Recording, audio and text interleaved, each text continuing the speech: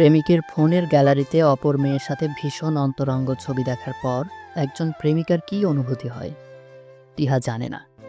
সে হতভম্ব হয়ে দাঁড়িয়ে রইল ফোনের স্ক্রিনের উপরে, যেখানে উদম গায়ের অনিন্যকে দেখা যাচ্ছে আরেকটি মেয়েকে জড়িয়ে ধরে হাস্যোজ্জ্বল মুখে ছবি তুলতে।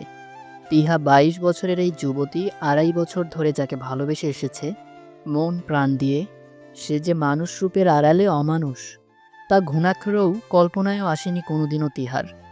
অনিন্য শহরের নামিদামি বিজনেসম্যানদের মধ্যে একজন, তার আসল রূপ এই অবশেষ। তবে কি লোকে ঠিকই বলে, যাদের টাকা পয়সা আছে তারা ভালোবাসা বোঝে না, চেনে না? তিহার দম বন্ধ হয়ে এলো। অস্পষ্ট চোখ জোড়া তুলতেই অনিন্যর চেহারাটা চোখে ধরা দিল। অনিন্য আগুন চোখে তাকিয়ে রয়েছে তিহার দিকে। সে ফোন দিয়ে গিয়েছিল গান শোনার জন্য, তার ব্যক্তিগত গ্যালারির খাটবার জন্য নয়। কোন সাহসে তিহা তার গ্যালারিতে ঢোকে? প্রেম করেছে বলে কি এই মেয়ে মাথা কিনে নিয়েছে তার? রাগে শিরশির করে ওঠে অনিন্যর হাত পা। সো মেরে ফোনটা কেড়ে নেয় তিহার হাত থেকে। ঠিক তখনই ভীষণ দুর্বল কণ্ঠে তিহা প্রশ্ন করে, কেন করলে এমনটা? অনিন্য ফোন পকেটে ঢুকিয়ে হম্বি তম্বি শুরু করলো। সে কর্কশ কণ্ঠে বলল, তোমাকে আমি গ্যালারি ঘাটার জন্য ফোন দিয়েছি? আমার প্রশ্নের জবাব দাও অনিন্য। কেন করলে এরকম? কি কি করছিস? ওই মেয়েটা। কথার মাঝখানে আচমকা আক্রমণ করে বসে তিহা। অনিন্যর শার্টের কলার খামচে ধরে দু হাতে চোখের পানি ছেড়ে দেয় সঙ্গে সঙ্গে, প্রশ্ন ছড়ে বিক্ষিপ্ত গলায়। ওই মেয়েটার সঙ্গে তুমি? শুয়েছি। সমস্যা? কেন? তুমি তো শুনতে দাও না। আমি একজন পুরুষ, আমার কি শারীরিক চাহিদা নেই নাকি?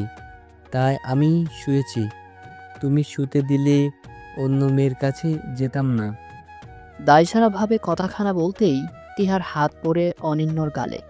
অনিন্য স্তম্ভিত, হতবাক। তিহা তাকে মারল? এই পুচকে একটা মেয়ে! রাগ নিয়ন্ত্রণে রাখা কোনো কালেই অনিন্যের আয়ত্ত ছিল না, এবারও রইল না। আক্রোশপূর্ণ হাতে তিহার দুই গালে একত্রে চেপে ধরল সে। তিহার দিকে ঝুঁকে শক্ত জোয়ালে প্রশ্ন করল, তুই আমাকে মারলি? আমাকে? আমি কি জানিস তোর মতো ফকিন্নির সঙ্গে আমি যে সম্পর্ক করেছি এতদিন, তা তোর সাত কপালের ভাগ্য। কি মনে করিস প্রেম করছি বলে একেবারে তোকে বিয়ে করব আমি? তোর চাইতো সুন্দর মেয়েরা আমার পায়ের কাছে পড়ে থাকে, হামুগুড়ি খায় আমার বিছানা গরম করার জন্য। টিহা হাউমাউ করে কাঁদছে। তার যেন এসব বিশ্বাসই হচ্ছে না। অনিন্য যাকে সে মন উজাড় করে ভালোবেসেছে, সে কি করে পারলো এমনটা করতে? টাকা পয়সা মানুষের বিবেক আর মনুষ্যত্বকে এমনভাবে নষ্ট করে দেয়? টিহার কান্না দেখে অনিন্য সরে দাঁড়ালো। এক হাতে কপালের রগ ঘষে মেজাজ ঠান্ডা করার চেষ্টা করলো। তারপর সে নির্লিপ্ত কণ্ঠে বলল, আজকের পর থেকে এখানেই সব শেষ। তোর সাথে প্রেম প্রেম খেলা, ভালোবাসা সব কিছুই শেষ। আমি যে ১.৫ বছর এক নদীতে পা ভাসিয়েছি, তা তো অবাকের বিষয়। একবার যদি নিজেকে সঁপে দিতি, তাহলে আর এই দিন দেখতে হতো না তোকে। আমি আবার জোরদস্তি পছন্দ করি না। যাই হোক, এরপর থেকে তুই তোর পথে আর আমি আমার পথে। টিহা বলার চেষ্টা করলো, এসব সব মিথ্যা, তাই না? তুমি আমার সাথে মজা করছো, তাই না অনিন্য? তুমি এমনটা করতে পারো না। তুমি তো আমাকে এভাবে ঠকাতে পারো না। তুমি আমায় আমি তো তোমাকে সত্যি ভালোবেসেছিলাম, তাই না? নাটক? এসব নাটক আমাকে দেখিয়ে কোনো লাভ নেই তিনহা। লিসেন, আমি লিভ টু টুগেদার পছন্দ করি, মোর দ্য ম্যানেজ লাইফ। আজ হোক বা কাল আমাদের ব্রেকআপই হওয়ারই ছিল। তুমি সবসময় বিয়ে করে সুখী হতে চাও, আর আমি আজ এই ফুল তো কাল ওই ফুলে মধু আহরণ করে সুখী হতে চাই। আমি কি বোঝাতে পারছি তোমাকে ব্যাপারটা? না, পারছো না। আমি কিছু বুঝতে চাই না। আমি শুধু তোমাকে চাই, শুধু তোমাকে। তুমি এমনটা করতেই পারো না। এ এভাবে এতদিন পর এসে তুমি তুমি তো কথা দিয়েছিলে সারা জীবন আমার থাকবে, রাইট? ভুলে গেছো অনিন্য? প্লিজ মনে করো। আমি কিভাবে বাঁচবো তোমাকে ছাড়া? অনিন্ন্য তাকাও না আমার দিকে, তাকাও না। দেখো না আমার চোখে ভালোবাসা ছাড়া কি আর কিছু দেখতে পাচ্ছ তুমি? অনিন্যর বুকের উপর মাথা রাখে তিহা, দুহাতে শক্ত করে জড়িয়ে ধরে যেন ছেড়ে দিলেই হারিয়ে যাবে সে। অপরদিকে অনিন্যর কপালের বিরক্তির ভাঁজ পড়েছে। তিহা নামক আপদটাকে বিদায় করতে পারলেই বাঁচে যেন। তিহাকে শরীরের উপর থেকে সরিয়ে অনিন্ন্য কঠিন গলায় বলল, এখান থেকে বেরিয়ে যাও। যদি সামান্যতম লজ্জাশরম থেকে থাকে, আমার পার্সোনালি আর চাচ্ছি না এই রিলেশন কন্টিনিউ করতে। আমি তোমার পায়ে পড়ি অনিন্ন্য, এমনটা করো না। আমার পাশে বিয়ের কথা চলছে, আমি তাই তো তোমার কাছে এসেছি আজকে। তুমি সব জানো, সব জেনেও আমায় ফিরিয়ে দিও না অনিন্ন্য। বাসায় গেলে আমায় জোর করে বিয়ে দিয়ে দিবে বাবা। আমি আমি তোমায় হারাতে চাই না অনিন্ন্য। তিহা সত্যি সত্যি অনিন্যর পায়ের উপর পড়ে গেল। অনিন্ন্য আরে বলে লাফিয়ে সরে দাঁড়ালো। বিরক্তির শেষ নেই যেন। রাগে তার শরীর কাঁপতে শুরু করলো এবার। তিহার হাত ধরে তাকে উঠিয়ে টেনে ফ্ল্যাট থেকে বের করে দিল। এরপর মুখের উপর দরজা লাগিয়ে দিল। তিহার তীক্ষ্ণ চিৎকারে আশেপাশের ফ্ল্যাট থেকে কয়েকজন বেরিয়ে এলো, সবাই তামাশা দেখে যে যার মতো বিদায় নিল। অনিন্ন্য দরজা তো খুললই না, বরং দারোয়ানকে ফোন দিয়ে বলল এই মেয়েকে এই বিল্ডিং ছাড়া করতে, এবং বিল্ডিংয়ের আশেপাশেও যেন না দেখে কখনো। তারা তাই করলো। তিহাকে এক প্রকার ঘাড় ধাক্কা দিয়ে বাসা থেকে বের করে দিল। আমার বিয়ে হয়ে গেছে সম্পূর্ণ অপরিচিত এক লোকের সঙ্গে। এখনো পর্যন্ত না তাকে দেখেছি আর না তার কণ্ঠ শুনেছি আমি। তোমাকে ভালোবাসার অপরাধে বাবা মায়ের পছন্দকে বরণ করে নিয়েছি। তুমি যদি ছেড়ে চলে যেতে হয়তো বিয়ে নিয়ে মনে জমাট বাঁধা স্বপ্নগুলো সব পূর্ণতা পেত অরিন্য। তুমি কথা রাখোনি, মাঝপথে হাত ছেড়ে চলে গিয়েছো তুমি। যেন আমি তোমার কেউ না, যেন আমাদের প্রেমটা ঠুনকো ছিল, যেন আমি তোমার অবহেলার পাত্রী। আমি ভীষণ অবাক আর অপ্রস্তুত হয়েছিলাম জানো। কেন করলে এমনটা? যদি ভালোবাসার মর্যাদাই না রাখতে জানো তুমি, তবে কেন প্রেম নিবেদন করলে? কোনো কমতি তো নেই তোমার, এত বড় বিজনেসম্যান তুমি, তবু আমায় ধরে রাখতে পারলে না। এই কেমন বিচার তোমার অনিন্য!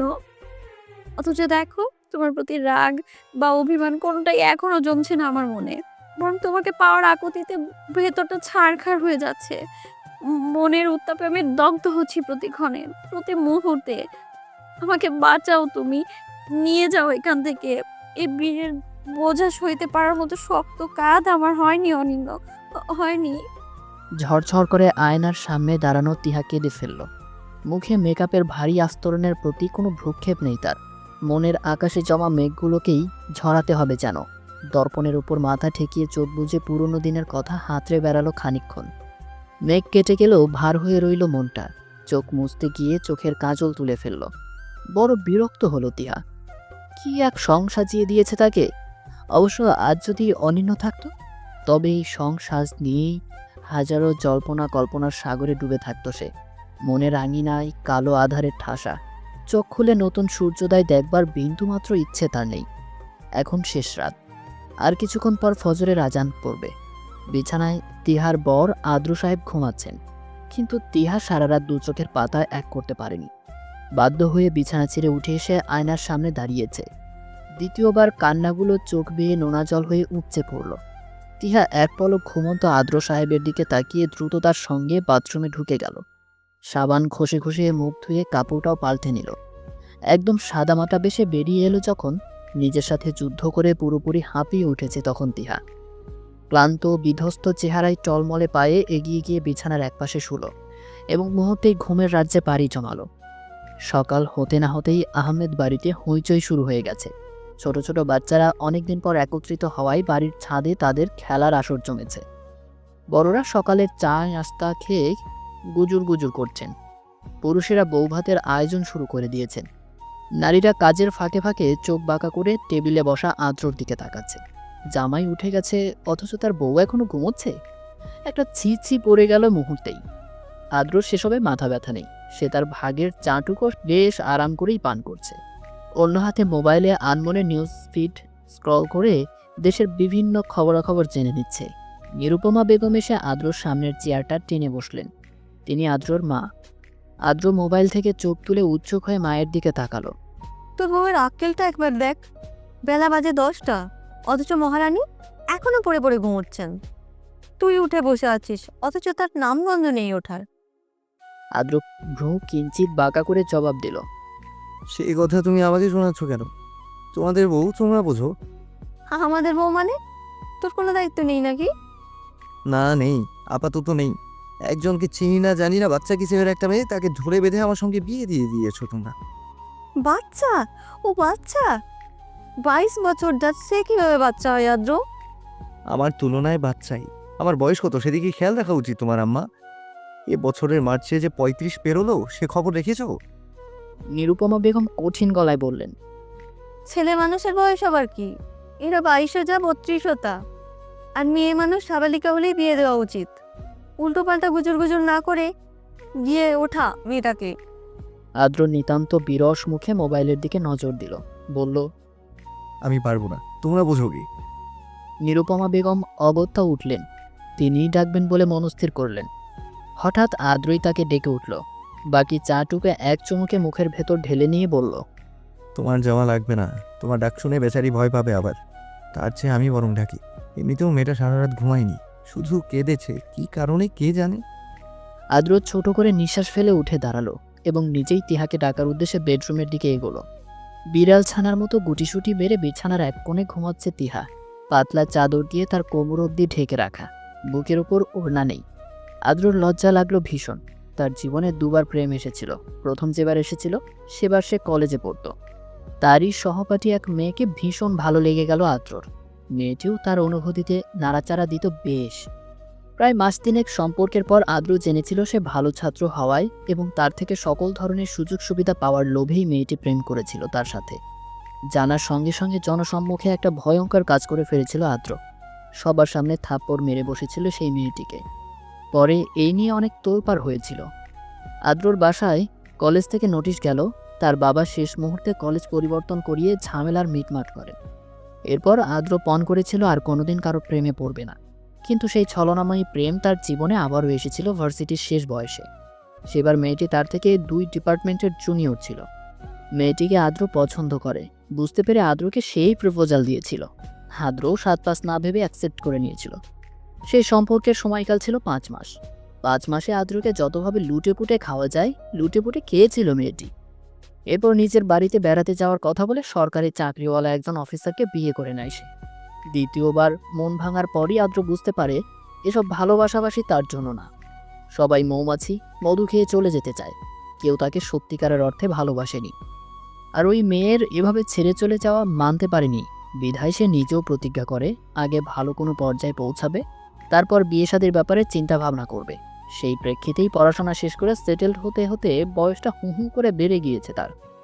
আরও বছর 2 পর বিয়ে করার ইচ্ছে থাকলেও শেষে মায়ের চাপাচাপিতে পড়ে এই পিচ্চিকেই নিছকই অনিচ্ছায় বিয়ে করতে হয়েছে। এখন এই পিচ্চিকে কিভাবে সামলাবে তাই ভেবে তার গলা বারবার শুকিয়ে আসছে। ঘুমন্ত তিহার দিকে এক দৃষ্টিতে তাকিয়ে থেকে এসব ছাইপাশ চিন্তা করছিল আদ্র। ঠিক তখনই অঘটনটা ঘটল। তিহার ঘুম ভেঙে গেল এবং সে চোখ মেলে তার দিকে এভাবে তাকিয়ে থাকতে দেখে নেগেটিভ চিন্তা করলো। সঙ্গে সঙ্গে বিকট শব্দে চিৎকার করে উঠতেই আদ্র হতভম্ব হয়ে গেল। দ্রুততার সঙ্গে ঘরের দরজা আটকে দিয়ে বিছানার দিকে এগোতেই তিহা দ্বিতীয়বারের মতো চিৎকার করে উঠল। সে চেঁচিয়ে বলল, আমার কাছে আসবেন না, অসভ্য বেয়াদব লোক।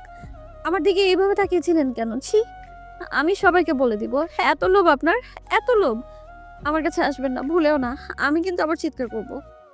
তৃতীয় দফায় চিৎকার করতে গেলে আদ্র এক লাফে খাটের উপর উঠে আসে। তিহার মুখ চেপে ধরল 2 হাতে। টাল সামলাতে না পেরে তিহা উল্টো ঘুরে শুয়ে পড়ল। তার গায়ের উপরই শুয়ে পড়ল আদ্র। 2 জোড়া চোখ এক হতেই আদ্র দাঁত কিরমির করে বলল, আর একবার চিৎকার করলে জানে মেরে ফেলবো, কসম। তিহা চিৎকার করল না ঠিক, কিন্তু গায়ের জোরে আদ্রর হাতের মধ্যে দাঁত বসিয়ে দিল। কপালে হাত ঠেকিয়ে চুপ করে বসে রয়েছে আদ্র। তার সামনেই বিছানায় ভয়ে জবুথবু হয়ে বসে আছে তিহা। আদ্রর চোখ দিয়ে অগ্নি বেরোচ্ছে যেন। এ কোন উৎপাদ ঘাড়ে এসে পড়লো কে জানে? নাকি মেয়ের মাথায় কোনো গন্ডগোল আছে, তাও তো অজানা। ভীষণ অস্থির চিত্তে উসখুস করতে থাকলো আদ্র। সেই সাথে বাম হাতে অসহনীয় ব্যথা, কামড়টা বেশ জোরে সোরেই লেগেছে। তিহা মিনমিন করে বলল। সরি। আদ্র তৎক্ষণাৎ খেঁকিয়ে উঠল। এই চুপ, একদম চুপ। প্রথমে চিৎকার চেঁচামেচি করে আমার সম্মান নষ্ট করা, এরপর আমাকে কামড় দেয়া, এসব কি? তোমার ভেতর বিড়ালের বৈশিষ্ট্য কেন মেয়ে? টিহা অপরাধীর কণ্ঠস্বরে বলল। আমি ভয় পেয়ে গিয়েছিলাম, ভেবেছিলাম আপনি আমাকে। আমি তোমাকে কি ছুতে আসবো? শোনো, যদি ছোঁয়ার এত ধারা থাকতো তবে এতক্ষণ পর্যন্ত আস্ত থাকতে পারতে না। গতকাল রাত থেকে ছোঁয়া তো দূর, তোমার দিকে ভালো করে তাকাইনি পর্যন্ত। তাকিয়েছি বলো? টিহা ভয়ে ভয়ে ঘাড়টা এদিক ওদিক করলো, সাহস করে বলতে পারল না। আপনি মিথ্যে কথা বলছেন, শুধু তাকানিনি, বেশ অনেকক্ষণ ড্যাব ড্যাব করে চেয়েছিলেন।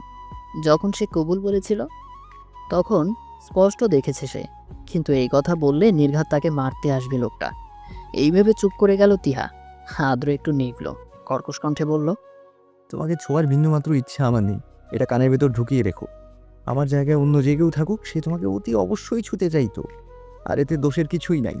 তুমি বিবাহিতা এখন, তোমার স্বামীর অধিকার আছে তোমাকে স্পর্শ করার। আপনি ভালো মানুষ তাই বেঁচে গেলেন, অন্য কেউ আমাকে যদি জোর করতো আমি তার মাথা ফাটিয়ে দিতাম, শিওর। আনমনে বিড়বিড় করলো তিহা, কিন্তু আদ্র সবটা শুনতে পেল স্পষ্ট। শুনতে পেয়ে তার চক্ষু চরক গাছ। বলে কি এই মেয়ে? সে বলল, এই এই তুমি কি বললে? আমার জায়গায় অন্য কেউ থাকলে তার মাথা ফাটাতে? তিহা দাঁত ভিজিয়ে জিভ কাটল। আস্তে করে কথাটাও বলতে পারে না, যা বলে সব শুনে ফেলে এই লোক। কি যন্ত্রণা! তিহাকে নির্বাক দেখে আদ্র বিড়বিড়িয়ে স্বগতোক্তি করল। ভারী ডেঞ্জারাস চিজ তো তুমি। ট্রেডমিলের উপর মৃদু গতিতে দৌড়াচ্ছে অনিন্য। প্রায় আধ ঘন্টা যাবৎ এক নাগারে দৌড়ানোর ফলে তার শরীর ঘেমে ফোঁটা ফোঁটা টুপটুপ করে ঘাম ঝরছে। মালতী কফি মগ হাতে বেডরুমে প্রবেশ করে এই ধরনের দৃশ্য দেখা মাত্রই বলে উঠল। তুমি কি এখনো ওকে ভুলতে পারো নাই? মালতীর কথা শুনে অনিন্য দৌড়ানো থামল, মেশিন বন্ধ করে বাম হাতে তোয়ালে উঠালো, মুখ মুছতে মুছতে মুচকি হাসি ছুড়ে দিল মালতীর প্রশ্নের উত্তরে। মালতী দীর্ঘশ্বাস ফেলল। সে কম চেষ্টা করছে না, তবুও কেন যেন মনে হয় তিহাই অনিন্যর ভেতরটা জুড়ে বসবাস করছে। আবার যখন কিছুদিন আগের ঘটনা মনে পড়ে যায়, তখন মনে হয় না, অনিন্যর মধ্যে তিহার জন্য সামান্য পরিমাণেও ভালোবাসা নেই। ভালোবাসার মানুষকে আর যাই হোক কেউ ঘাড় ধাক্কা দিয়ে বের করে দিতে পারে না। মালতী নিজেকে বোঝায়, অনিন্য তারই, শুধু তার। তিহা অতীত, মালতী বর্তমান এবং ভবিষ্যৎ। অপরদিকে অনিন্য কফি খেতে খেতে সোফায় গিয়ে বসে। রিমোট দিয়ে টিভি অন করতে স্ক্রিনে ভেসে উঠল একজোড়া সিংহর কামড়াকামড়ির দৃশ্য। দূর থেকে মালতী দেখল অনিন্য বেশ মনোযোগী হয়ে সেই দৃশ্য দেখছে, কিন্তু অনিন্যর বিন্দুমাত্র মন নেই এতে। তার মনে ঘুরপাক খাচ্ছে তিহা। সে ইনফরমেশন নিয়েছে তিহার গতকাল বিয়ে হয়ে গেছে। বুকের ভেতরটা জমাট বাঁধা কষ্টে বরফ হয়ে আছে। কাউকে সে দেখাতে পারছে না শক্তিশালী অনিন্য আজ কতটা অসহায়, নিরুপায়। এমনকি তিহাকেও বোঝাতে পারেনি। অনিন্য কি ভুল করলো, নাকি তিহাকে নিয়ে সুখের সংসার বাঁধার স্বপ্নটা পূরণ করা যেত আর একটু সাহসী হলে? বেলা কয়টা বাজে? রুম থেকে বেরোতেই নিরুপমা বেগমের এহেন প্রশ্ন শুনে হতবাক হয়ে পড়ে তিহা। সে জবাব দেওয়ার আগেই আদ্র পেছন থেকে বলে ওঠে, সেটা তুমি ঘড়িতে দেখলেই তো পারো আম্মা। ও কি ঘড়ি? দাও মেয়েটাকে খেতে দাও। নিরুপমা বেগম দুটো বকা দিতে চেয়েও দিলেন না। আশেপাশে আত্মীয় স্বজনরা টই টই করছে, সবার দৃষ্টি এবং মনোযোগ এদের দিকে। তাদের সামনে একটা হাঙ্গামা না করলেই হবে। সবাই চলে যাক, 2 দিনের বউয়ের উপরে এত মায়া কিভাবে জমে তা তিনিও দেখে নেবেন বই বই করে। উত্তপ্ত নিঃশ্বাস ফেলে নিরুপমা বেগম এগিয়ে চলে গেলেন। তিহা ফিসফিস করে বলল, আপনি বোধহয় আপনার আম্মাকে রাগিয়ে দিয়েছেন, এভাবে ওনার সাথে তর্ক কেন করেন? আদ্র বোকা বনে গেল। এইটুকুন মেয়ে তাকে শেখায় কি করা উচিত আর কি করা উচিত না। আদ্র উচ্চস্বরেই দায়সারাভাবে বলল, যার জন্য চুরি করি সেই বলে চোর। আজব দুনিয়া। বলতে বলতে আদ্র ভবঘুরের ন্যায় ঘর থেকে বেরিয়ে গেল। তিহা দীর্ঘশ্বাস ফেলল। এই বাড়িতে একজন এক এক কিসিমের, তাকে যে কিভাবে মানিয়ে চলতে হবে খোদাই জানে। তিহার দুচোখ মুহূর্তেই ভরে এলো।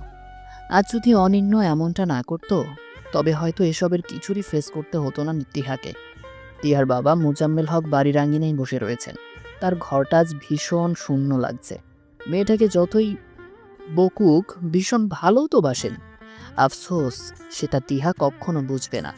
কেন যেন তিহা বড্ড বদমেজাজি স্বভাবের হয়ে গিয়েছিল। বাবা মায়ের প্রতিটি সিদ্ধান্তকে পায়ে ঠেলে দিত।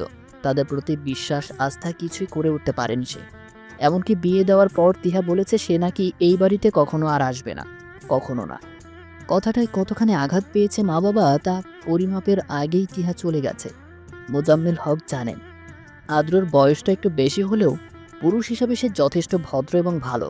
তিহার পাগলামি বাচ্চামিকে সামলাতে পারবে এবং একটু বয়স্ক কারোরই প্রয়োজন। তিহাকে শুধু আগলেই রাখবে না, শাসনও করতে পারবে। এবার তিহা ওখানে মিলেমিশে থাক, এটাই তার কাম্য। দারোয়ান একটা বড় বক্স হাতে করে আঙিনায় প্রবেশ করতেই মোজাম্মেল হকের চিন্তার গতি স্লথ হলো। তিনি দূর থেকেই হাঁক ছেড়ে বললেন।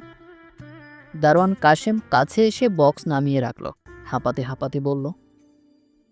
দারোয়ানকে দিয়ে বাক্সটা ঘরের ভেতরে নেওয়ালো মোজাম্মেল হক। একবার ভাবল খুলবে না, তিহার জিনিস তিহাই সর্বপ্রথম দেখুক, হয়তো কেউ বিয়ের উপহার পাঠিয়েছে। পরক্ষণেই বাক্সের উপরের লেখাটা তার আগ্রহ কাড়ল। পরিষ্কার গুটি গুটি অক্ষরে লেখা। যেখানে এই সম্পর্কে সুতো নেই, সেখানে মুহূর্ত ও স্মৃতিগুলো গুছিয়ে রাখাটা বোকামি নয় কি? তাই সব পাঠিয়ে দিলাম, অপ্রিয়। মোজাম্মেল হক তর সইতে পারলেন না। তিনি বাক্স খুলতেই একগাদা চিঠি ছড়িয়ে পড়ল বিছানা জুড়ে। চিঠিগুলো তিহার লেখা, তা তিনি হাতের লেখা দেখেই বুঝতে পারলেন। আহমেদ বাড়িতে আজ বউ ভাত হওয়ার কথা থাকলেও তা একদিন পিছিয়ে আগামীকাল করা হবে বলে সিদ্ধান্ত নেওয়া হয়েছে। কম বেশি সকলেই বিয়ের ধকলে ক্লান্ত, তাই একটা দিন বিশ্রাম নিয়ে মন মতো বউ ভাত করতে চাইছে। নিরুপমা বেগমও মানা করলেন না, রাজি হয়ে গেলেন। বারান্দায় উদাসী চোখে দাঁড়িয়ে রয়েছে তিহা। একটু আগে তার বাবা ফোন করে ভীষণ চিল্লাচিল্লি করেছেন। কোন ছেলের সাথে তার সম্পর্ক ছিল, সে চিঠিপত্র সহ নানান জিনিসপত্র পাঠিয়েছে, এসব নিয়ে কয়েক দফা কথা শুনিয়েছে তিহাকে। তিহা জানে এটা অনিন্যর কাজ। অনিন্যকে সে প্রতিদিন একটি করে চিঠি লিখত, এছাড়াও বিভিন্ন অকেশনে এটা ওটা উপহার দিত। সেসব জমিয়ে বিয়ের পরদিন এভাবে তিহার বাড়ির ঠিকানায় পাঠিয়ে দেওয়ার এ কেমন কাজ অনিন্যর? তবে কি তিহা শান্তিতে সংসার করুক সে এটা চায় না? না চাইলে কেন ছেড়ে দিল? তিহা তো ইচ্ছাকৃতভাবে বিয়ে করেনি, অনিন্যই তাকে বাধ্য করেছে, তাকে ফেলে চলে গিয়েছে। ভাসমান তিহা এক পর্যায়ে হাঁপিয়ে উঠেছিল ভাসতে ভাসতে, তাই শিকড় হিসেবে আঁকড়ে ধরেছে আদ্রর হাত। তাতেও কেন অনিন্য শান্তি দিচ্ছে না? কি চাচ্ছে অনিন্য? ভূতে ধরেছে? পেছন থেকে আচমকা আদ্র কথা বলে ওঠাই তিহা চমকে উঠল। পেছন ঘুরতে ঘুরতে আত্মরক্ষার্থে আদ্রর গায়ে ঠাস করে থাপ্পড় বসিয়ে দিয়ে পরক্ষণে নিজেই হতভম্ব হয়ে গেল। সে আসলে ভয় পেয়ে কাজটি করেছে, ইচ্ছাকৃতভাবে না। কিন্তু আর্দ্র কি আর তা বুঝবে? আর্দ্রর বাহুতে চাপড় মারার জন্য একদম স্থির হয়ে গেল সে। বোঝার চেষ্টা করলো, এই মেয়ে আসলে কি বিড়ালের ছদ্মবেশে মানুষ, নাকি সত্যিকারের ভূত? চন্দ্র তারকাবিহীন ম্লান আকাশ, অন্ধকারের বুকে এক ধ্যানে চেয়ে থাকতে থাকতে চোখজোড়া জ্বালা করছে তিহার। বাহির থেকে তাকে দেখে শান্ত লাগলেও ভেতরটা বিক্ষিপ্তমান, মনে ভারী বিক্ষোভ লাগছে যেন। কিছুতেই তাকে শান্ত করা যাচ্ছে না। কিন্তু কেন এত চাঞ্চল্য মন? তার কারণ বহু অনুসন্ধান করেও ঠাউর করতে পারছে না তিহা। সে হাল ছেড়ে দিয়ে পেছন ঘুরে তাকাতেই চমকে উঠল। আর্দ্র বারান্দায় পা রেখেছে। তিহা নিজেকে ধাতস্থ করে ঠান্ডা স্বরে বলল, আমি ঘরেই আসছিলাম। সে কথার ধার না ধীরে আর্দ্র খানিকটা কঠিন গলায় বলে উঠল, রাত 12টা বাজে, পাশের বারান্দা থেকে এই বারান্দা দেখা যায়। কেউ যদি দেখে তুমি এত রাতে বারান্দায় বিরহ নিয়ে দাঁড়িয়ে আছো, কি করবে বুঝতে পারছো একবার? তিহা মাথা নিচু করে দাঁড়িয়ে রইল। অপরাধী কণ্ঠটা ধীর স্বরে নাড়ালো, বলল, সরি। এই নিয়ে কতবার সরি বললে, হাতে কামড় দিয়ে সরি, বাহুতে চাপড় মেরে সেই সময় সরি, এখন আবার সরি। আমার তো মনে হচ্ছে তোমাকে না আস্ত একটা সরি গোডাউনকে বিয়ে করেছি। তিহা আর চোখে তাকালো। লোকটির বাহ্যিক ভাবভঙ্গি তার চোখ হাসছে। তবে কি সে মশকরা করছে তিহার সঙ্গে? তিহা ভেতরে ভেতরে বড় শ্বাস ফেলল। ওর জীবনটাই তো মশকরা হয়ে গেছে। এখন কে মশকরা করলো কে করলো না, তাতে কি বা আসে যায়? তিহা পুনরায় বলল, আমি সরি। যদি মনে হয় সরি গোডাউন নিয়ে ঘোরা সম্ভব নয় তাহলে ছেড়ে দিতে পারেন, আমার আপত্তি নেই। বলেই হন্য পায়ে ঘরের ভেতরে চলে গেল সে। রেখে গেল থমথমে একটি মুখ, যে কিনা ভাবছে কেন মেয়েটি নিজেকে দুঃখের সাগরে ভাসিয়ে রেখেছে। কি কারণ থাকতে পারে এর পেছনে? কাম অন অনি, আমাকে কেমন লাগছে একটু দেখো না। পাতলা ফিনফিনে নাইটি পরে অনিন্যর ঘরে ঢুকেছে মালতী। সাদা নাইটের ভেতর দিয়ে শরীরের সমস্ত অঙ্গের ছাপ স্পষ্ট। অনিন্য ক্লান্ত দেহটাকে বিছানায় এলিয়ে রেখেছে। মালতীর এহেন কথায় একবার চোখ মেললে তাকালো। মুহূর্তেই তার ঠোঁটে হাসি খেলে গেল। মেয়েটা কি পরিমাণ নির্লজ্জ! নিজের সম্পদ নিজে থেকেই বিক্রি করে দিচ্ছে প্রতিনিয়ত। অবশ্য নির্লজ্জ না হলে কি পতিতা হওয়া যায়? যায় না। অনিন্য একটা চোখ টিপ দিল। মালতী এগিয়ে যেতে যেতে বলল, আমি জানতাম আমাকে দেখলে তোমার হুঁশ থাকবেই না, আমাকে কাছে না টেনে পারবেই না তুমি। আমার ব্যাপারে সব জানো দেখি। সব না, কিছুটা। তুমি তো আস্ত এক রহস্য। তোমার কোথায় শুরু কোথায় শেষ তার কিছুই আমাকে বলনি। সব কিছু জানলে আগ্রহ কমে যাবে। যতটুকু জানো ততটুকুই ভালো। এবার কি কথায় বলে যাবে, নাকি আগুন ধরিয়েছো তাও কমবে? মালতী কামনার চোখে তাকালো। ঘরের বাতি নিভিয়ে অনিন্যর পাশে গিয়ে বসলো। কি বউ আনলা গো বুবু, এমন খড়কোনা মেয়ে তো আমি আমার জন্মেও দেখি নাই। পান চিবোতে চিবোতে কথাখানা ছুড়ে দিলেন নিরুপমা বেগমের একমাত্র ছোট বোন শান্তা বেগম। নিরুপমার কপালে ভাঁজ সৃষ্টি হলো। সত্য কথাই বলেছে শান্তা। টিহা মেয়েটা কেমন যেন, কোনো দিকে কোনো মনোযোগ নেই, না স্বামীর প্রতি না সংসারের প্রতি। প্রতি বেলায় ডেকে ডেকে খাবার খাওয়াতে হয়েছে, নিজের প্রতিও মনোযোগ নেই এর। আর সারাক্ষণ মন খারাপ করে থাকে। বিয়ের পর থেকে এই পর্যন্ত একবারও তার মুখে হাসি দেখেননি তিনি। এর কারণ কি? এই বিয়েতে সে সুখী নয়? তার কি অন্য কোথাও সম্পর্ক আছে?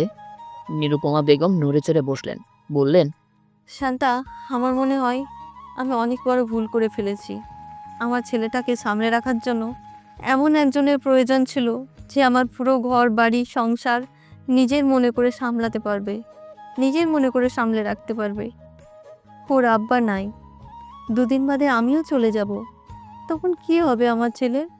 বউ যদি না ভালো হয় তবে আজীবন তিলে তিলে মরতে হবে ওকে। আমি কি ভুলটাই না করলাম। আমার উচিত ছিল আরও খোঁজ খবর নেওয়ার। বুবু, সময় এখনো শেষ হয় নাই, তুমি খোঁজ খবর লাগাও। আর এই মেয়ে সব সময় মুখ আন্দার কইরা রাখে কেন? তুইও খেয়াল করছস তাহলে? হ, বিয়া বাড়ি দেখা কিছু কই নাই, মুখে কোনো হাসি নাই, কোনো আহ্লাদ নাই জামাইর লগে। নতুন বিয়ে হইছে, এখন তো তার মহা খুশি থাকার কথা। আবার বিদায়ের সময় এই মায়েরে আমি কানতেও দেখি নাই বাপ মার লাইগা। আমি নিশ্চিত এইটার লগে জিন ভূত আছে। নিরুপমা বেগম ভ্রু কুঁচকে বললেন, রাখ তোর জিনভূতের গল্প। ঘটনাটা সত্যি, কিন্তু কারণ অন্য। আর অন্য কারণটাই আমাকে খুঁজে বের করতে হবে।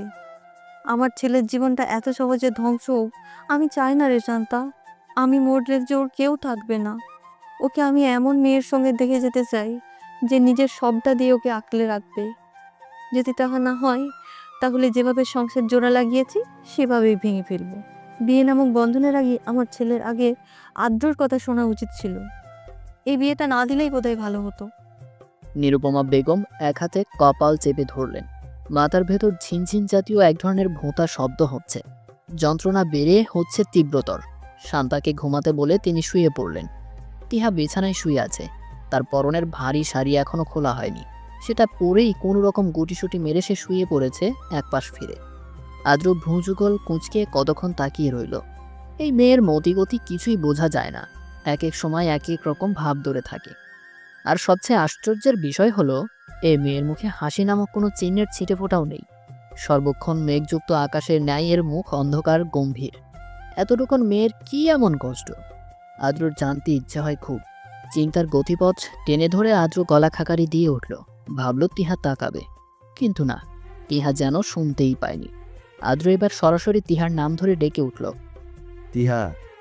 টিহা ভূত দেখার ন্যায় চমকে ওঠে। আদ্রর দিকে তাকিয়ে হতভম্ব গলায় জবাব দিল, তুমি সবসময় এত চমকে উঠো কেন? কুচকানো কপাল নিয়ে প্রশ্ন ছড়ে আদ্র। টিহা ঢোক গিলে গলা ভেজালো। সে অনিন্যর কথা ভাবছিল, অনিন্যর সাথে প্রথম সাক্ষাতের কথা। তারপর একটু একটু করে কিভাবে তাদের প্রেমটা গাঢ় হয়ে উঠেছিল, সেই সব সুখ স্মৃতির কথা। তাই হুট করে ডাকটা শুনতে পেয়ে কিছুটা চমকে উঠেছিল সে। টিহার তরফ থেকে কোনো প্রকার জবাব না পেয়ে আর্দ্র ছোট্ট দম ফেলে। না, এই মেয়ে পুরোটাই রহস্যে ঘেরা। একে নিয়ে মহা ঝামেলার সৃষ্টি হবে সামনে, নির্ঘাত। এভাবে চলতে থাকলে তার মাঝে ক্যাচাল সৃষ্টি করবে, এটা একদমই নিশ্চিত ব্যাপার। আদ্র মনে মনে সিদ্ধান্ত নিল, একটা মুখোমুখি বৈঠকে বসবে টিহার সঙ্গে। টিহার সমস্যা কি তা জানবে এবং এর কি সমাধান করা যায় সেটার চেষ্টা করবে। আপাতত এর চেয়ে আর ভালো সিদ্ধান্ত কিছু হয় না। তুমি কি এই ভারী শাড়ি পরেই ঘুমাবে? পুনরায় প্রশ্ন ছড়ে আদ্র। তিহা জবাবের বদলে মাথা নেড়ে হ্যাঁ বলতেই আদ্রর মেজাজ 100-তে 100 চড়ে।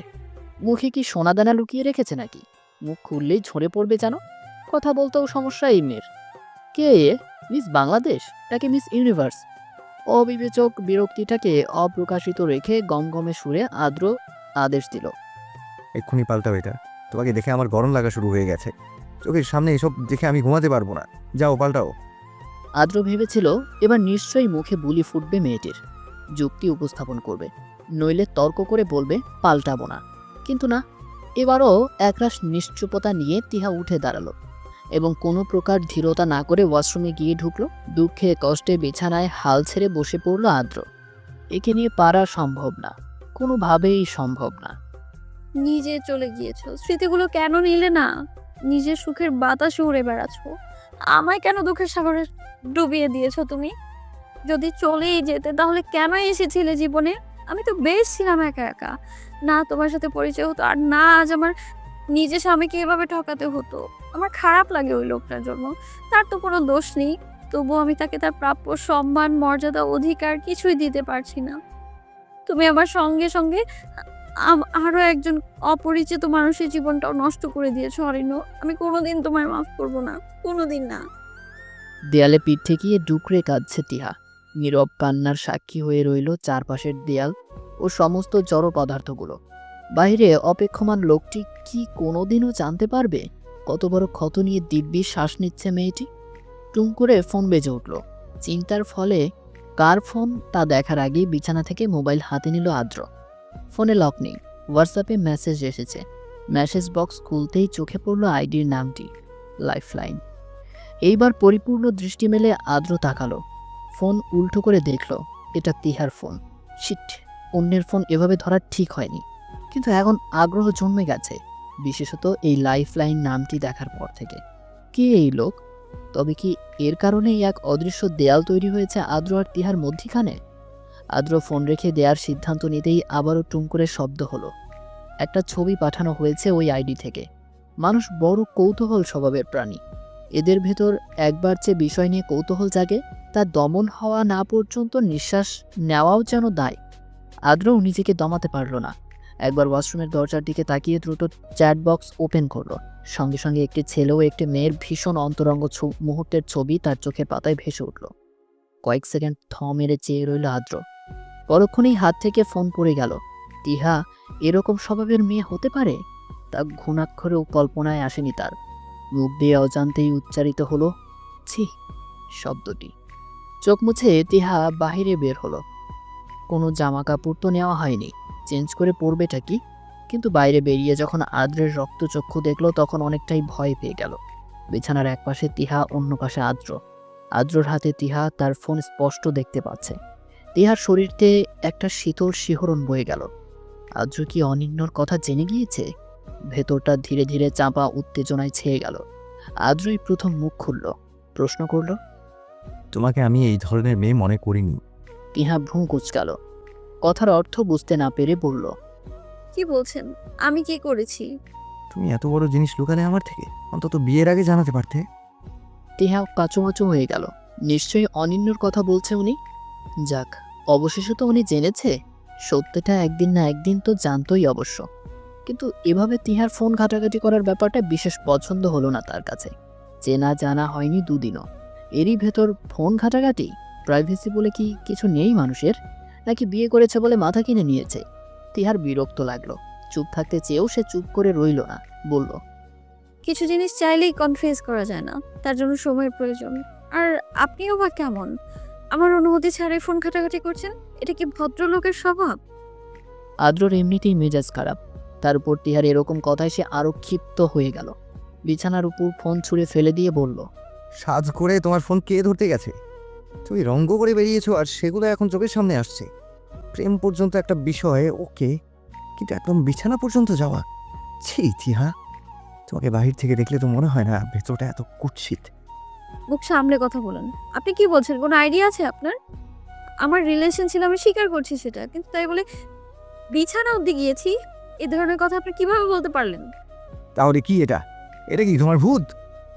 বিছানার উপর থেকে ফোনটা কেড়ে নিয়ে পুনরায় হোয়াটসঅ্যাপে ঢুকে আদ্র লাইফলাইন নাম চ্যাটবক্স ওপেন করে ছবিটার দিকে দ্বিতীয়বার না তাকিয়ে সেটা তিহার দিকে ছুড়ে মারে। তিহা বিব্রত হাতে ফোন দ্রুত তুলে নেয়। স্ক্রিনে স্থির হয়ে থাকা ছবিটি দেখে জমে যায় ওখানেই। এই মেয়েটা সে না, কিন্তু আলো আঁধারির খেলায় আর অনিন্যর ছবি তোলার দক্ষ হাতের জন্য মেয়েটার চেহারাও স্পষ্ট নয়। এই কারণে আদ্র সাহেব ওকে এই মেয়ে মনে করেছেন। কিভাবে পারলেন উনি? টিহা তো এরকম নয়। সামান্য হাত ধরা নিয়েও কত তোলপাড় ছিল তার। ভালোবাসতে হলে শরীর নয়, মন দিলেই যথেষ্ট হয়। এটাই তো তিহা করেছে। আর ফলস্বরূপ কি পেল? দুই প্রকার কষ্টে তিহার চোখ ভরে এলো। এক, অনিন্যকে অন্য আরেকটি মেয়ের সাথে এত কাছাকাছি থাকতে দেখে, আর দুই, আদ্রর ভুল বোঝা দেখে। তিহা মাথা তুলে আদ্রর চোখে চোখ রাখতেই আদ্র বলে উঠল, হ্যাঁ, এখন এই চোখের পানি দিয়ে ঘায়েল করা ছাড়া আর কি বা করার আছে তোমার? তিহা ভার গলায় বলল, আমি আপনাকে ঘায়াল করার জন্য কাঁদছি? তা নয় তো কি, প্রমাণ দাও এই মেয়েটা তুমি নও। যদি না দিই? আদ্র সেকেন্ড কতক নীরব চেয়ে রইল। তারপর ঠান্ডা অথচ রাগপূর্ণ গলায় বলল, কেয়ামত হয়ে যাবে তিহা, কসম। তিহার বাম চোখের কার্নিশ পেয়ে এক ফোঁটা তপ্ত জল গড়িয়ে পড়ে। বিছানার উপর অবহেলায় ফোনটি রেখে হাতের উল্টো পাশ দিয়ে দু চোখ মুছে নেয় চটজলদি। তারপর এগিয়ে এসে আদ্রর মুখোমুখি দাঁড়ালো। আদ্র চেয়ে আছে, তিহাও চাইল। দুই জোড়া চোখ এক হয়। কতক সেকেন্ড তাকিয়ে থেকে নিজের ডান ঘাড়ে চুল সরালো তিহা। আদ্রকে সেদিকে দৃষ্টি নিক্ষেপ করতে বলে বলল, ভালোভাবে দেখুন এখানে কোনো তিল আছে কিনা। আদ্র দায়সারাভাবে জবাব দিল। এবার বাম ঘাড়ে দেখুন, এখানে আছে। বলে বাম ঘাড়ের উপর থেকে চুল সরালো তিহা। আদ্র পুনরায় মাথা নাড়িয়ে জবাব দেয়। নেই। তিহা ভারী নিঃশ্বাস ফেলে। ফোনের ভেতর আবার ছবিটা বের করলো। এবার সেটা আদ্রকে দেখিয়ে বলল, অথচ ছবির এই মেয়েটার ঘাড়ে তিল আছে, অনেক বড়, তাই স্পষ্ট বোঝা যাচ্ছে। দেখুন, এমনকি ওর গালে তিল। আর ওর ওই চোখ, এক চোখ, ওর চোখ দেখুন, আর আমার চোখ দেখুন। আদ্র নিজের ভুলটা বুঝতে পারল। ভীষণ অপ্রস্তুত হয়ে উঠল সে। না জেনে শুধু শুধু এরকম রিয়াক্ট কেন করলো তা বোধগম্য নয়। ভালোভাবে জিজ্ঞেস করলেই হতো হয়তো। আসলে শত হোক, নিজের স্ত্রী তো। মাথা ঠিক রাখতে পারেনি আদ্র। তিহা বলল, কি ব্যাপার, তাকান আমার দিকে, দেখুন আমার চোখ, আর নিজে এই ছবির সাথে মিলিয়ে নিন। থাক, দরকার নেই আর। কেন দরকার নেই? আপনাকে দেখতেই হবে। তাকান আমার দিকে, তাকান বলছি। শেষ শব্দ দুটি অনেকটা ধমকের সুরে বলে উঠল তিহা। আদ্র অবাক চোখে তিহার চোখের ভেতর দৃষ্টি ফেলল। তার মনে হলো এত সুন্দর চোখ সে আর কোনোদিন দেখেনি। এ যেন টলটলে জলের এক স্বচ্ছ দিঘি। দিঘির জলে কেউ আঘাত করলে যেমন পানির তরঙ্গ সৃষ্টি হয়, তিহার চোখও সেরকম নোনা জলের তরঙ্গ সৃষ্টি হয়েছে। যে কোনো মুহূর্তে দেয়াল টপকে গাল ছোবে তারা। আদ্র চোখ নামিয়ে নিল। তিহা এবার কেঁদেই ফেলল। নিজেকে, নিজের ভেতরে পাথর চাপা দেয়া কষ্টগুলিকে কিছুতেই আর সামলে রাখতে পারছে না সে। মেঘ যেমন অপেক্ষা করে একটা নির্দিষ্ট সময়ের জন্য, ঠিক তিহার জন্যও সেই নির্দিষ্ট সময় এসে গেছে। এখন শুধু বর্ষণের পালা, নিজের দুঃখ কষ্টগুলোকে ভেতর থেকে উদ্গীরণ করার পালা। বিছানার উপর শরীরের ভার ছেড়ে দিয়ে বসে পড়ল তিহা। দুই হাতে চাদর খামচে ধরল। অপাত্রে ভালোবাসা দানের কথা এবং বিনিময়ে সে কী পেয়েছে তারই আদ্যপান্ত বিশ্লেষণ করতে লাগলো একা একাই। আদ্র বাধা দিল না। সামনে দাঁড়িয়ে এক মনে শুনতে লাগলো সবটা। আমি আমি আপনাকে সবটা জানাতে চেয়েছিলাম। আপনাকে বিয়ে করে ঠকানোরও ইচ্ছে ছিল না আমার, কিন্তু আমার পরিবার থেকে আপনার সাথে আমার আলাদাভাবে কথা বলার সুযোগ দেওয়া হয়নি। এমনকি আপনার নাম্বারটাও আমার কাছে ছিল না। আর আমি তখন এমনই ট্রমার মধ্যে ছিলাম, আমাকে যেভাবে চাইছে সেভাবেই আমি করেছি। তারা চাইছে আমার বিয়ে হোক, ব্যাস বিয়ে করেছি। নিজের ভেতরের সমস্ত বিবেক, বুদ্ধি, জ্ঞান সব কিছু লোপ পেয়েছিল যেন। কিন্তু বিশ্বাস করেন, আমি আপনাকে বিন্দুমাত্র ঠকাতে চাই না। আমাকে নিয়ে আপনার আফসোস হোক, এটাও আমি চাই না। আপনি যদি বলেন চলে যেতে, আমি চলে যাব। নিজের মুখটা আর দেখাবো না আপনাকে। সত্যি আমার জীবন থেকে ভালোবাসাটাই তো হারিয়ে গেছে।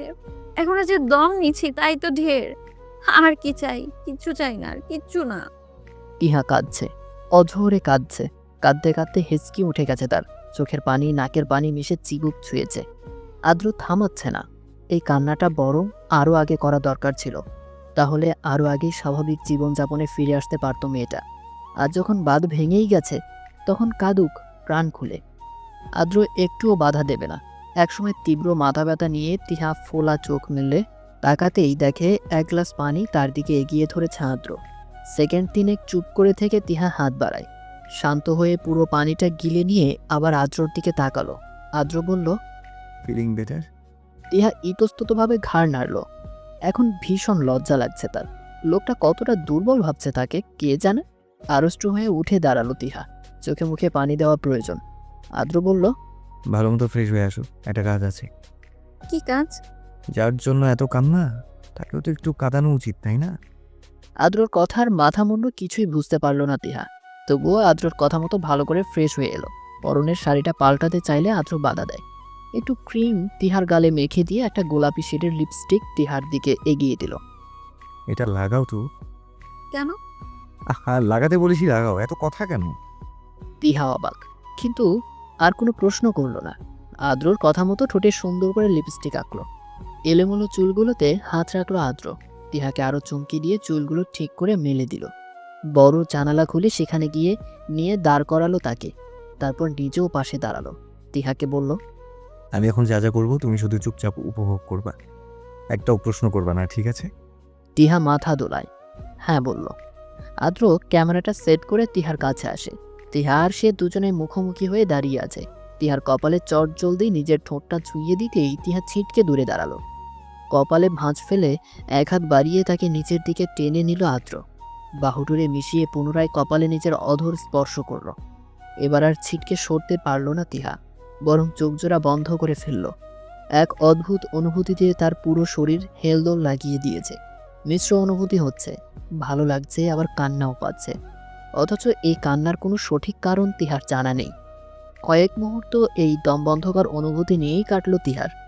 একসময় আদ্রর কণ্ঠস্বরের চোখ মেলে তাকালো সে। আদ্র ভীষণ মনোযোগ দিয়ে ছবিগুলো দেখছে। সে যেরকম চেয়েছিল ঠিক তেমনটাই উঠেছে। এবার তিহাকে একটা ছবি দেখিয়ে বলল, দেখো তো, দেখি রোমান্টিক কাপলের ন্যায় লাগছে না? তিহা ঘাড় নাড়িয়ে হ্যাঁ বলল। আদ্র বলল, এবার ছবিটা দ্রুত ওই লাইফ লাইনে পাঠাও, আর আমি যা যা বলবো তাই লিখে মেসেজ পাঠাবা, ওকে? তিহা চমকে উঠে বলল, এসব আপনি কি বলছেন? আমি যা বলছি তাই করো, বেশি দেরি করো না, নাও। তিহা প্রথমে রাজি না হলেও আদ্রর জোড়াজুড়িতে কয়েকটা ছবি অনিন্যকে পাঠিয়ে দিল। এরপর আদ্রর কথা মতোই লিখল, তোমাদের এইসব ছবি আমাকে আঘাত করতে পারে না এখন আর। আমি বুঝেছি ভালোবাসা শুধু শারীরিক নয়, আত্মিক। আর এই আত্মিক ভালোবাসা শরীরের ভাঁজে ভাঁজে লুকিয়ে থাকে না, উদাম কপালেও লেপ্টে থাকে। সেটা তোমার মতো ক্যারেক্টারলেস অনিন্যর জানার কথা না। I think so. উল্লাসে ফেটে পড়ে আদ্র বলল, আমার বউকে কাঁদানো সাজা তোকে এইভাবেই দেবো বেটা, দেখিস তুই আর কি করতে পারিস। আদ্রর মুখ থেকে আমার বউ শব্দটি শুনতে পেয়ে তিহা হাঁ হয়ে রইল। সেই সাথে তার ভালোও লাগলো, কিন্তু কেন কে জানে। মালতীর ঠোঁটের পাশ ঘেঁষে শুকিয়ে যাওয়া রক্তের কালো দাগ। সোফার উপর বসে মালতী ফোপাচ্ছে ক্রমাগত। অনিন্য তার নিজের রুমে মালতীর সঙ্গে ভীষণ কাছাকাছি ছিল সে। তখন হঠাৎ করে ফোনে কিসের যেন মেসেজ এলো, এবং সেটা দেখা মাত্রই তাকে এক প্রকার ছুঁড়ে ফেলে দেয় অনিন্য। টাল সামলাতে না পেরে বেড সাইড টেবিলে গিয়ে আঘাতপ্রাপ্ত হয় ঠোঁট জোড়া। জানালায় সিংহের ন্যায় বড় থাবা ফেলে ফোঁস নিঃশ্বাস ছাড়ছে অনিন্য। মেঝেতে অবহেলায় পড়ে আছে ভাঙাচোরা ফোনটা।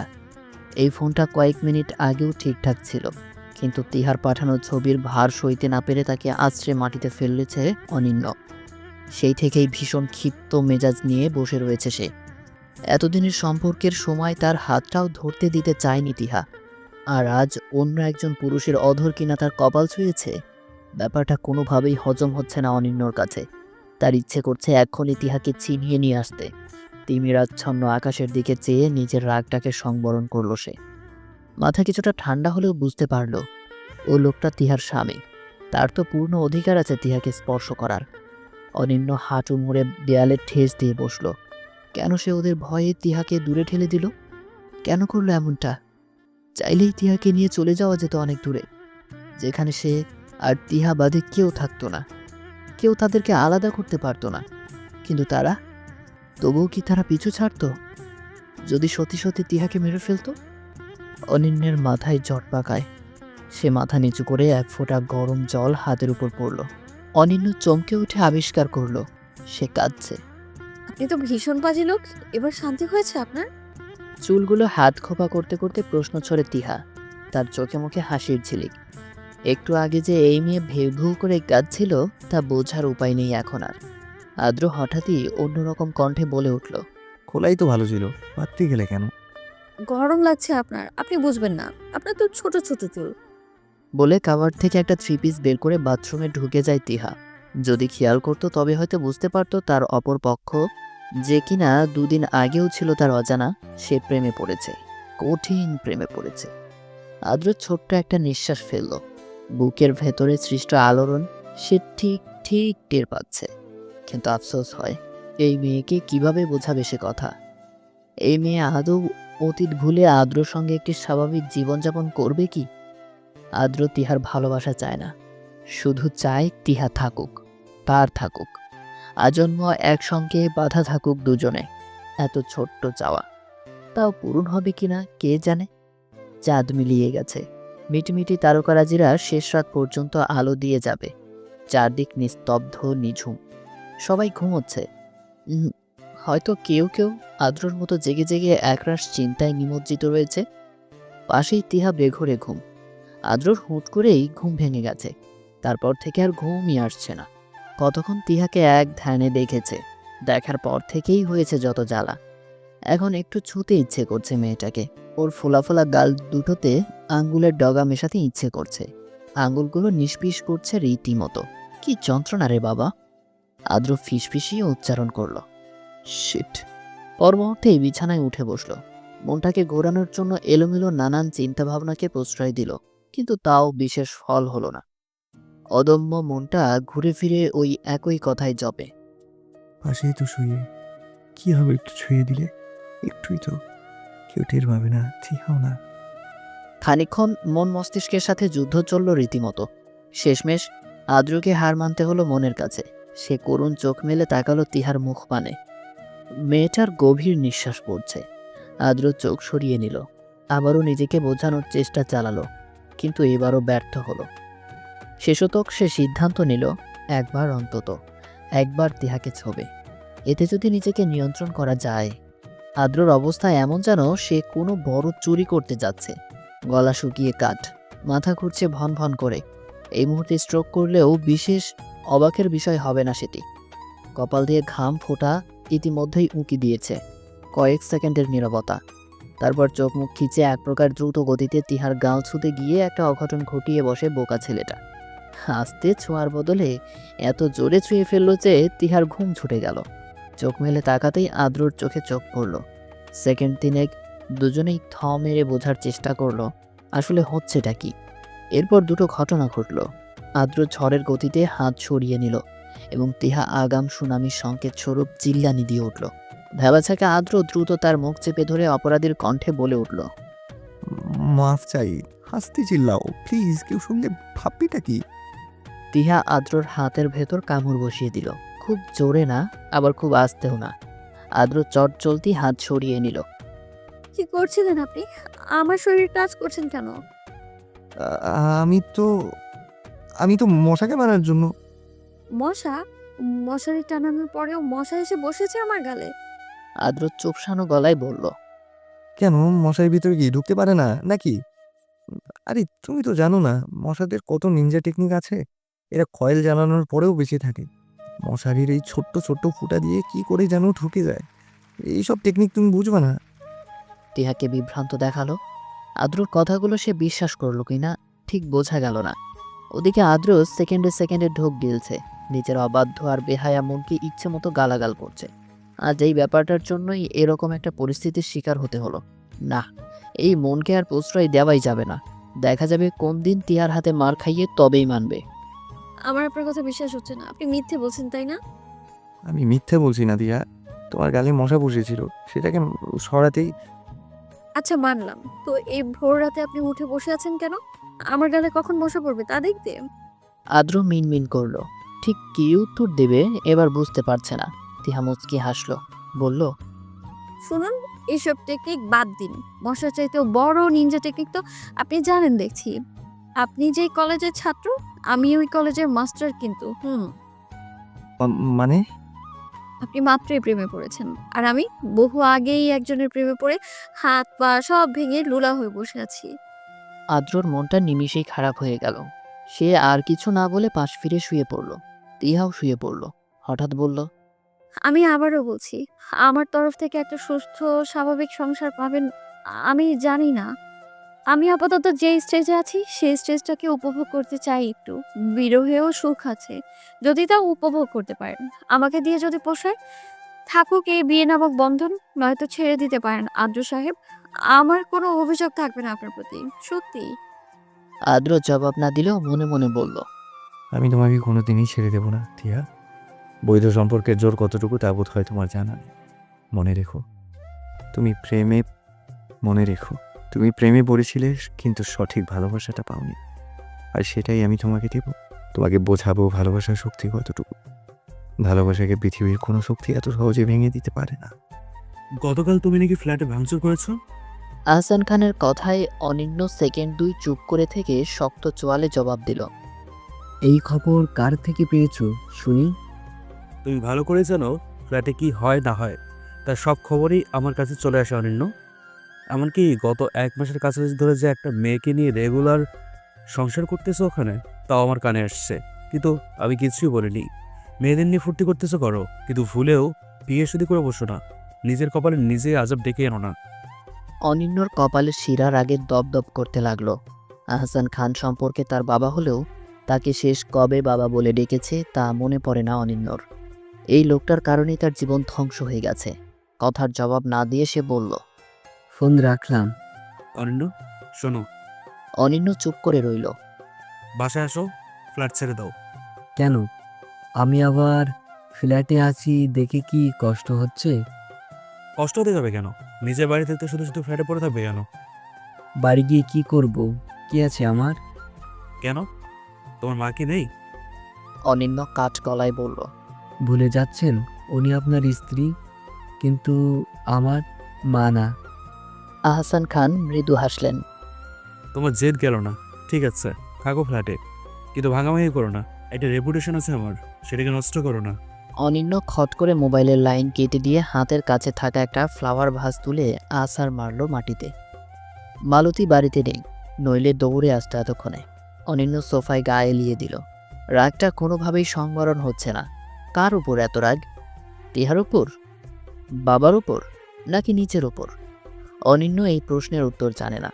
ফ্ল্যাটে ঘটা সমস্ত কর্মকাণ্ড যে দারোয়ান বেটা বাবার কানে লাগিয়ে দেয়, সেটা আগে থেকেই সন্দেহ করেছিল সে। এবার পুরোপুরি নিশ্চিত হলো, দারোয়ানকে একটা উচিত শিক্ষা দিতে হবে। তার থেকে ঘুষ খায়, আবার তার কথাই বাবাকে লাগিয়ে দেয়। বেটা মস্ত বড় চালবাজ। টিহা মুখ ভার করে বসে রয়েছে। নিরুপমা বেগম একটু আগে তাকে অনেকগুলো কথা শুনিয়েছেন। মেহমান বিদায় হতে না হতে এরকম আচরণ করে বসলেন। সামনে না জানি কত কিছু করবেন। টিহা দীর্ঘশ্বাস ফেলল। মেয়েদের বিয়ে করা কি খুব জরুরি? বয়স 25 পার হতে পারে না, তার আগেই বিয়ের জন্য রীতিমতো চাপাচাপি করা কেন রে ভাই? ছেলেরা যদি 40-এ গিয়ে বিয়ে করতে পারে, মেয়েদেরও সেই স্বাধীনতা দেওয়া উচিত। আবার কেউ যদি জীবনে বিয়েও করতে না চায়, তবে তাকেও প্রাধান্য দেওয়া উচিত। ঘরের ভেতর আদ্রর উপস্থিতি টের পেয়ে তিহা চটজলদি চোখ মুছে নিল। তখনই আদ্র তার মুখোমুখি এসে দাঁড়ালো। মায়ের কথায় মন খারাপ করো না টিয়া। বিয়ের পর তোমার বাড়ি যাব, 2 দিন থেকে চলে আসবো, এটাই নিয়ম। অথচ তুমি যেতে চাচ্ছ না, তাই মা একটু রিয়েক্ট করে বসেছি। প্লিজ মন খারাপ করো না। তিহা দুঃখী গলায় বলল, আমার তো মনই নেই, আবার মন খারাপ। বাবা মায়ের উপর রাগ করে থাকতে হয় না। মেয়ে বিয়ের উপযুক্ত হলে তাকে পাত্রস্থ করা প্রতিটি বাবা মায়ের দায়িত্ব টিয়া। তোমার বাবাও তাই করেছেন, এই জন্য তুমি তার উপর রাগ করে থাকবে? তাদের বাসায় যাবে না, তাদের মনে এভাবে আঘাত দেয়া কি ঠিক টিহা? তিহার দায় সারা জবাব। আমি জানি না। আদ্র হাঁটু মুড়ে তিহার মুখোমুখি বসল। তিহার কোলের উপর নিজের হাতের ভাঁড় ছেড়ে দিয়ে চোখ বরাবর তাকালো। টিহা স্তব্ধ হয়ে গেল। আদ্র বলল, আমরা বিকেলে তাদের বাসায় যাব, এটাই ফাইনাল। তুমি আর না করো না, আমার জন্য হলেও। শেষ কথাটা আদ্র এমনভাবে জোরালো কণ্ঠে বলল, যেন তিহার উপর তার কত জনমের বিশ্বাস ভরসা। তিহা ছোট্ট করে শ্বাস ছেড়ে বলল, যাবো। তিহার মা শিখার আজ আনন্দ যেন ধরছেই না। বিয়ের পরেই প্রথম মেয়ে তার জামাইকে নিয়ে বাড়িতে এসেছে। তার চেয়ে আনন্দের দিন একটি মেয়ের জীবনে আর কী বা হতে পারে। সকাল থেকেই এটা ওটা তৈরি করে চলেছেন তিনি। এখন পর্যন্ত রান্নাবান্নায় অব্যাহত রেখেছেন। ওদিকে আদ্রর কাঁদো কাঁদো অবস্থা, খেতে খেতে গলা অবধি উঠে গেছে, তবুও রক্ষে নেই। শাশুড়িমা একটার পর একটা জিনিস আনছেন তো আনছেনই, এমনভাবে আবদারের সুরে খেতে বলতেছেন যে না খেয়েও পারা যাচ্ছে না। তিহার দেখা নেই। মেয়েটা যে কই গেল তাকে এভাবে একা রেখে? আদ্রর কথা মতো এখানে আসতে রাজি হলেও তিহার মুখে হাসির ছিটে ফোটাও নেই। সবার সাথেই হাই হ্যালো টাইপ আচরণ। তিহার বাবা হয়তো কিছু একটা বুঝতে পেরেছেন, তিনিও ঘরে নেই। মেয়ের আচরণে কষ্ট পেয়ে কোথাও একটা বেরিয়ে গেছেন। আদ্র মনে মনে ভাবল, বাবা মেয়ের এই নীরব স্নায়ুযুদ্ধ তাকেই ভাঙতে হবে। বাবার রাজকন্যা মন খারাপ করে রাজার থেকে দূরে দূরে থাকবে, এটা হতে পারে না। তিহার ছোট বোন সানজিদাকে জিজ্ঞেস করে জানা গেল তিহা ছাদে আছে। শেষ বিকেলের আলো মাখছে গায়ে। আদ্র তাই ছাদের উদ্দেশ্যে রওনা হলো। গাছগুলো বেশ ভালোই আছে, আগের চাইতেও আরও বেশি প্রাণবন্ত লাগছে দেখতে। তিহা স্বস্তির নিঃশ্বাস ফেলল। গাছ নিয়ে বরাবর পাগলামিটা তিহারই ছিল এ বাড়িতে। সানজিদা ফোন থেকে চোখ তোলার সময় পেলে তবে তো গাছের দিকে খেয়াল দেবে। তাই কিছুটা চিন্তিত ছিল, এই ভেবে যে কে পানি দিবে রেগুলার, কেই বা যত্ন নিবে। কিন্তু এখানে এসে গাছের চেহারা দেখে সেই চিন্তা হাওয়ায় মিলিয়ে গেছে তিহার। তিহা বুঝল তার থাকা বা না থাকা নিয়ে কারো কোনো মাথা ব্যথা নেই। সে না থাকলেও সবাই দিব্যি বাঁচবে, যেমন গাছগুলো বেঁচে আছে। অথচ সেই থমকে আছে একজনের জন্য। তিহা মনে মনে বলল, আপনার চেহারাটা যেন আর কখনো না দেখা আল্লাহ। ঠিক তখনই সামনের রাস্তায় চোখ পড়ল তিহার এবং ভূত দেখার ন্যায় চমকে উঠল সে। সামনের রাস্তাটা 2 গলির চিপা, একপাশে ময়লার স্তূপ রাখা, তাই এদিকটায় লোকজন আসে না বললেই চলে। সেই নির্জন রাস্তায় দেয়ালে হেলান দিয়ে আকাশ মুখে নিকোটিনের ধোঁয়া উড়াচ্ছে এক যুবক। এই যুবকই তার সর্বস্ব কেড়ে নিয়েছে।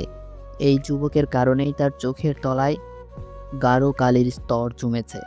এই যুবকই তার নিঃশ্বাসের সহিত বিষ ঠুকিয়ে ভেতরটা দগ্ধ করে দিয়েছে। অথচ এখানে কেন? এর তো এখানে আসার কথা নয়। এমনই সময়ে পেছন থেকে আদ্র তিহার নাম ধরে ডাকলো। এই তিহা, এই পড়ে যাবে তো। দারোয়ানকে এক চোট দেওয়ার পর মনটা আরও বেশি বিক্ষিপ্ত হয়ে গেছে অনিন্যর। বারবার হোয়াটসঅ্যাপে ঢুকে সম্পর্ক থাকাকালীন তিহার তার ছবিগুলো ঝুম করে বারবার দেখছে, তবুও যেন তৃষ্ণা মিটছিল না। তিহাকে একবার সামনাসামনি দেখার আকুতিতে ছেয়ে গিয়েছিল ভেতরটা। সেই আকুতি মেটাতে কেন যেন ভর দুপুরেই রোদ মাথায় নিয়ে বেরিয়ে পড়ে অনিন্য। বের হওয়ার আগ মুহূর্তে মালতী জিজ্ঞেস করেছিল, কোথায় যাচ্ছ? তার প্রশ্নের কোনো উত্তর না দিয়েই অনিন্য চলে এসেছে। মালতী একা একা বাজার করেছে আজ। অনিন্যর পছন্দের জিনিস রেঁধেছে, নিশ্চয়ই এখন কাঁদবে। কাঁদুক, অনিন্য তাকে নিয়ে মাথা ঘামায় না। তিহাকে হারানোর পর থেকে তার মনটা যে বড্ড কাঁদে, সেই কান্না কাউকে বোঝানোর নয়। মনে মনে হিসেব কষে তিহাদের বাড়ির সামনে এসেছে অনিন্য। আজ তো জামাইসহ এ বাড়িতে আসার কথা তার। যদি আসে তাহলে এক নজর হলেও দেখা হতে পারে। সেই আশায় ঘন্টার পর ঘন্টা অপেক্ষারত অনিন্য শেষত যখন তিহার দেখা পেল, তখন নিমিষেই 2 চোখের জল ছাপায় তার। সেই জল লুকোতেই আকাশপানে চেয়ে রইল সে। তিহার দিকে তাকালে যে জল গড়িয়ে পড়বে। কিন্তু একটি পুরুষালী কণ্ঠে তিহার নামটা শোনা মাত্র সে সামনে তাকালো। আদ্র ডাকে তিহা পেছন ঘুরতেই শরীরের ব্যালেন্স হারায়। এদিকটায় রেলিং দেওয়া নেই, টাকা এবং সময়ের অভাবে রেলিংটা করা হয়নি। এপাশে কেউ আসেও না খুব একটা। আর তিহা এদিকটাতেই গাছ দিয়ে ভরিয়ে ফেলেছে, যাতে কোনো বাচ্চারা চাইলেও ছাদের এই দিকটায় না আসতে পারে। কয়েক পা এদিক ওদিক হলেই নির্ঘাত তিহা নিচে পড়বে, আর নইলে গাছের উপর পড়ে একটা মারাত্মক ব্যথা পাবে। তিহার চোখের কোণায় জল। এখান থেকে পড়ে গিয়ে মরতে পারলেই শান্তি হতো বোধ হয়, সেটাও কপালে লেখা নেই। তার আগেই একটা শক্ত হাত তার বাহু চেপে ধরে নিমিষেই টান দিয়ে একটা উষ্ণ বুকে জায়গা করে দিল। সেই বুকের মধ্যে কান রাখতেই হৃদযন্ত্রের ধুকপুকটা ভীষণ জোরালোভাবে শুনতে পেল তিহা। আদ্রর ভেতরটা কাঁপছে। যদি তিহা পড়ে যেত কি হতো? আদ্রর গলায় কঠিন্য যোগ করে বলল, এখানে কেন এসেছো তুমি? কি চাও, মরতে? তাহলে চলো, আমি ধাক্কা দিয়ে ফেলে দিই, চলো। তিহাকে বুক থেকে টেনে তুলে 2 কাঁধ ধরে ঝাঁকি দেয় আদ্র। তিহা হু হু করে কেঁদে ফেলে সেই মুহূর্তেই। আদ্রর মারাত্মক মায়া হয়। মেয়েটা কেন সব ভুলতে পারছে না। পুনরায় তাকে টেনে নিজের বুকের মাঝে জায়গা করে দেয় আদ্র। 2 হাতে শক্ত করে জড়িয়ে রাখে পরম মমতায়। তিহা আদ্রর বুকে মুখ লুকিয়ে কাঁদছে। আদ্রর একটুও খারাপ লাগছে না, বরং ভালো লাগছে। টিহা যদি সারা জীবন তার বুকে কাঁদতে কাঁদতে বন্যাও করে ফেলে তবুও তার খারাপ লাগবে না। একসময় নিজেকে সামলে টিহা মাথা তুলল। অনিন্য কি এখনো আছে? প্রশ্নটা মাথায় বাড়ি দিতেই টিহা মুখ ঘুরিয়ে গলির দিকে তাকালো, কিন্তু না, অনিন্যকে আর কোথাও দেখতে পাওয়া গেল না। চলে গেছে হয়তো, কিন্তু এসেছিলই বা কেন? আর অনিন্যর চোখে মুখে এতই বা বিস্বাদ আঁকা ছিল কেন? সবটা একটা প্রশ্ন হয়ে মাথায় জট পাকিয়ে গেল। পেছন থেকে আদ্র বলল। কি খুঁজছো? ইহা চমকে উঠে বলল, না কিছু না। আমার একটা রিকোয়েস্ট রাখবে? বলুন। আসো বসি একটু। ছাদের যে পাশে রেলিং দেওয়া, ওখানে সিমেন্ট দিয়ে 3টি ডিবি তৈরি করে রেখেছে তিহার বাবা। অবসর সময়ে যে কেউ গিয়ে যেন বসতে পারে, এই উপলক্ষে সেখানে গিয়েই দুজন বসলো। তিহা চুপচাপ হয়ে রইল। আদ্র খানিকটা সময় নিয়ে ভেতরকার কথাগুলো সাজিয়ে নিল, তারপর বলতে শুরু করলো। টিয়া, তুমি কি জানো তোমার চাইতেও আরো বড় ধাক্কা খেয়েও মেয়েরা নিজেকে গুছিয়ে নেয়?